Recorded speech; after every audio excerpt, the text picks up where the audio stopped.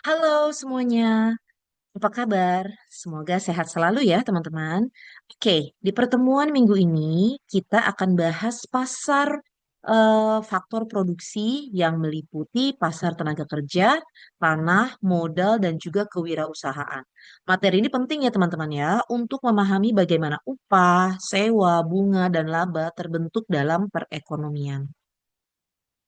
Oke, pasar tenaga kerja merupakan pasar yang mempertemukan penawaran tenaga kerja dari individu dengan permintaan tenaga kerja dari perusahaan.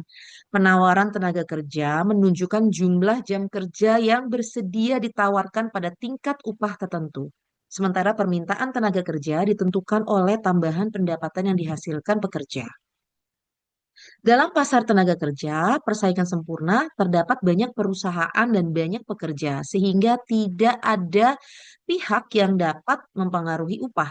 Upah ditentukan oleh pertemuan permintaan dan penawaran tenaga kerja. Perusahaan mempekerjakan tenaga kerja hingga nilai produk marginal tenaga kerja sama dengan biaya yang dikeluarkan. Pasar monopsoni ya atau pasar tidak sempurna di sini terjadi ketika hanya ada satu perusahaan sebagai pembeli tenaga kerja.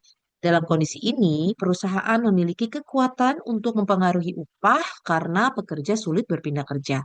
Akibatnya, upah seringkali berada di bawah tingkat keseimbangan pasar, seperti yang terjadi di daerah dengan satu pabrik besar sebagai pemberi kerja utama.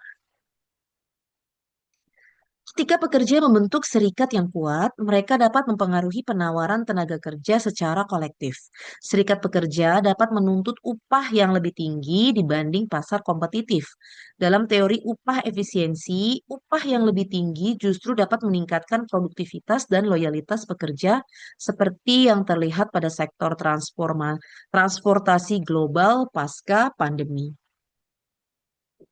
Oke, monopoli bilateral terjadi ketika hanya ada satu perusahaan sebagai pemberi kerja dan satu serikat pekerja sebagai penawar tenaga kerja. Dalam kondisi ini, upah dan tingkat pekerjaan tidak ditentukan oleh pasar, melainkan melalui proses negosiasi atau tawar-menawar antara kedua pihak. Upah di pasar tidak kompetitif. Dalam monopsoni, perusahaan mempekerjakan tenaga kerja hingga nilai produk marginal sama dengan biaya marginal tenaga kerja. Pada monopoli tenaga kerja, serikat dapat menaikkan upah tetapi mengurangi jumlah pekerjaan. Sementara pada monopoli bilateral, tingkat upah sangat bergantung pada kekuatan tawar-menawar dari masing-masing pihak. Oke, imigrasi juga mempengaruhi pasar tenaga kerja ya dengan menambah pasokan tenaga kerja. Teori neoklasik memprediksi bahwa peningkatan penawaran tenaga kerja dapat menurunkan upah keseimbangan, terutama jika imigran menjadi substitusi bagi pekerja lokal, meskipun total kesempatan kerja dapat meningkat. Dampak imigrasi tidak selalu sama. Pada pekerja berpendidikan rendah, tekanan upah lebih mungkin terjadi. Namun, bagi pekerja dengan keterampilan yang paling melengkapi, upah justru bisa meningkat. Dalam jangka pendek, imigrasi dapat menambah lapangan kerja, tetapi juga meningkatkan persaingan. Oke, di sini ada contoh kasus di Indonesia, ya, di mana di Indonesia perbedaan upah antar wilayah mendorong migrasi tenaga kerja ke kota besar. Migrasi ini cenderung menyamakan upah antar daerah, tetapi karena biaya hidup berbeda, ketimpangan kesejahteraan tetap terjadi baik di daerah asal maupun tujuan.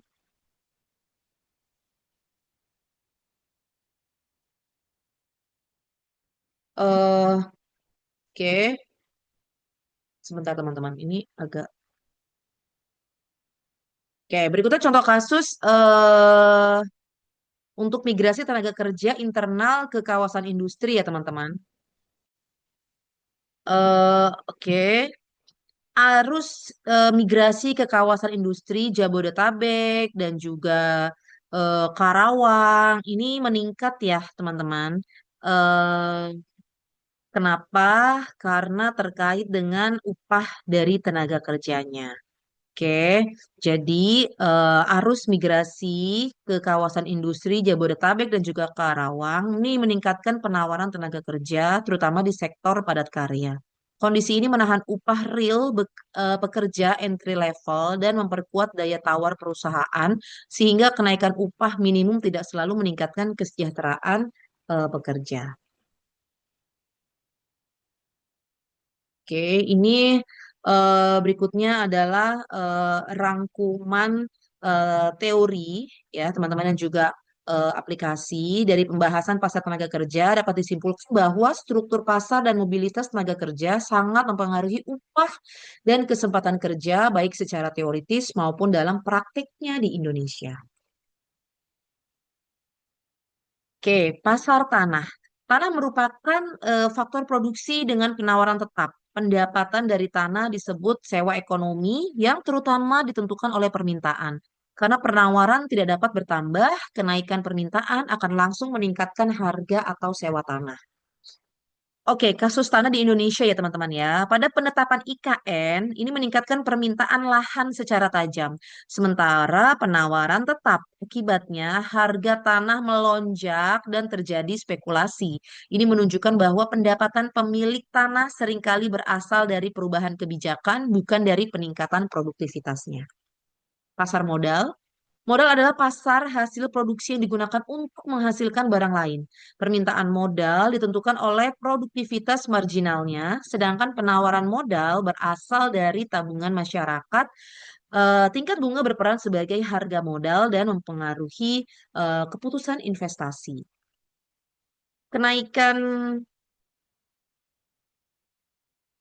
eh, suku bunga ya teman-teman, BI dapat menekan investasi sektor real termasuk UMKM. Namun investasi pada teknologi digital dapat meningkatkan produktivitas modal dan menciptakan keunggulan kompetitif bagi perusahaan. Oke, berikutnya kita ada entrepreneurship atau kewirausahaan.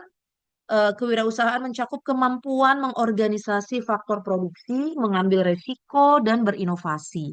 Laba menjadi pendapatan kewirausahaan sekaligus sinyal apakah sumber daya digunakan secara efisien. Di Indonesia, startup digital dan UMKM berbasis teknologi menunjukkan bahwa nilai tambah tinggi dapat diciptakan dengan modal fisik yang terbatas. Laba juga menjadi kompensasi atas ketidakpastian yang tidak dapat diasuransikan. Interaksi faktor produksi, tanah, modal, dan kewirausahaan itu saling melengkapi. Tanpa salah satu faktor, proses produksi tidak optimal. Kombinasi ketiganya menentukan struktur industri, distribusi pendapatan, dan pertumbuhan ekonomi. Oke, kesimpulannya, secara keseluruhan, pasar faktor produksi menunjukkan bahwa hasil ekonomi tidak hanya ditentukan oleh mekanisme pasar, tapi juga oleh struktur pasar, kebijakan, dan kemampuan kewirausahaan. Pemahaman ini penting ya untuk merumuskan kebijakan yang efisien dan juga berkeadilan. Oke, terima kasih atas perhatian teman-teman semua. Semoga materi ini membantu memahami bagaimana pasar tenaga kerja, tanah, modal, dan juga kewirausahaan ini berperan dalam perekonomian. Teman-teman bisa memahami dengan mudah. Terima kasih. Sampai jumpa di kesempatan yang lain.